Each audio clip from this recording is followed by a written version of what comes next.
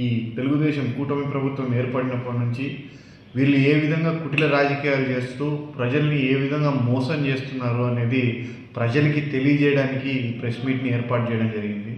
ఈరోజు మీరు గమనిస్తే 2024 జూన్ 4న ఈ కూటమి ప్రభుత్వం అధికారంలోకి వచ్చిన దగ్గర నుంచి ఎప్పుడు చూసినా ఏదో ఒక రకంగా ప్రజల దృష్టి మళ్లించడానికి కుటిల రాజకీయాలు చేస్తూ కుటిల ప్రయత్నాలు చేస్తూ అందులో ముఖ్యంగా 2024 సెప్టెంబర్లో రాగానే తిరుపతి లడ్డు మీద దాంట్లో జంతువుల అవశేషాలు కలిశాయని, లేకపోతే పంది కొవ్వు కలిసిందని, లేకపోతే ఇంకోటి కలిసిందని చెప్పేసి ఆ రోజు పెద్ద ఎత్తున నినాదాలు చేసి ఈ చంద్రబాబు నాయుడు గారు ఈయన దత్తపుత్రుడు పవన్ కళ్యాణ్ గారు పోయేసి ఒక గుడి మెట్లు కూడా కడిగేసి నా అంత సనాతన ధర్మం పాటించేవాడు లేడు అని చెప్పేసి రకరకాల విన్యాసాలు చూసాం. దాని తర్వాత వైసీపీ పార్టీకి సంబంధించిన ఎంపీ వైవి సుబ్బారెడ్డి అప్పుడున్న చైర్మన్ గారు, గతంలో చైర్మన్ టీటీడీ చైర్మన్గా పనిచేసిన వాళ్ళే సుప్రీంకోర్టుని ఆశ్రయించి దీని మీద సిబిఐ విచారణ జరపాలన్నప్పుడు సుప్రీంకోర్టు దాన్ని స్వాగతిస్తూ ముగ్గురు సిబిఐకి సంబంధించిన వేరు రాష్ట్రాల నుంచి 3 ఆఫీసర్లని, ఆంధ్ర రాష్ట్రానికి సంబంధించిన 2 ఆఫీసర్లని పెట్టి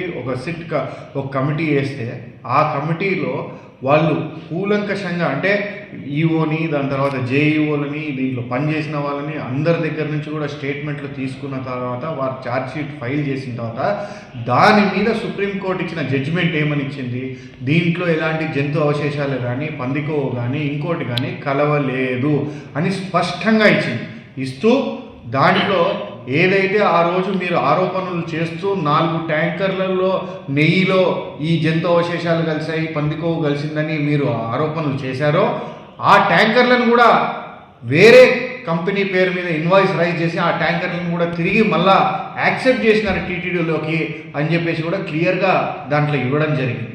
అంటే ఎందుకు ఇంత కుటిల రాజకీయం అని చెప్పి నేను అడుగుతా ఉన్నాను.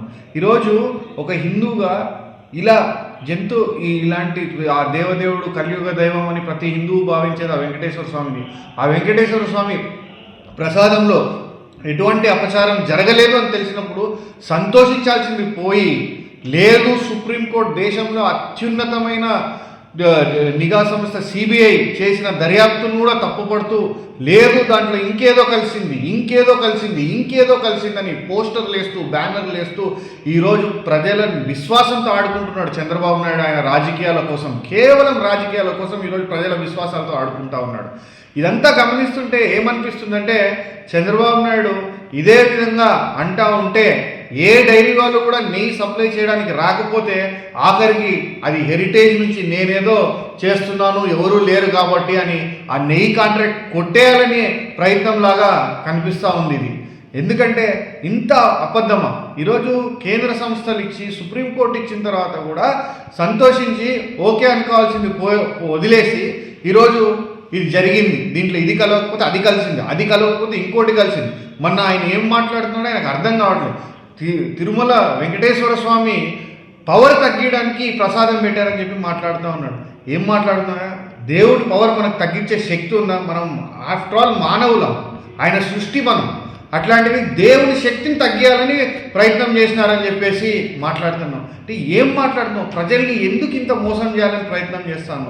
ఈరోజు నీ ఎమ్మెల్యేలు నీకు సంబంధించిన మంత్రులు దోచుక తింటుంటే వాళ్ళని ఆపలేక, ఈ రాష్ట్రంలో జరిగే అరాచకాలను అరికట్టలేక ప్రజల్ని డైవర్ట్ చేయడానికి ఇలాంటి అంశాలని తెర మీదకి తెస్తున్నావు తప్పితే వేరేది ఏదన్నా ఉందా అని చెప్పి నేను అడుగుతా ఉన్నాను. సూపర్ 6 సూపర్ హిట్ అన్నావు. సూపర్ 6లో ఉన్న 3 హామీలు అమలే చేయలేదు ఈరోజు వరకు. నువ్వు దాని గురించి చెప్పు. అది ప్రజలకి చేయలేవు కాబట్టి దాన్ని డైవర్ట్ చేయడానికి దానికంటే పెద్దది తెర మీదకి తీసుకురావాలి కాబట్టి ఈ విషయాన్ని తీసుకొని వస్తావు.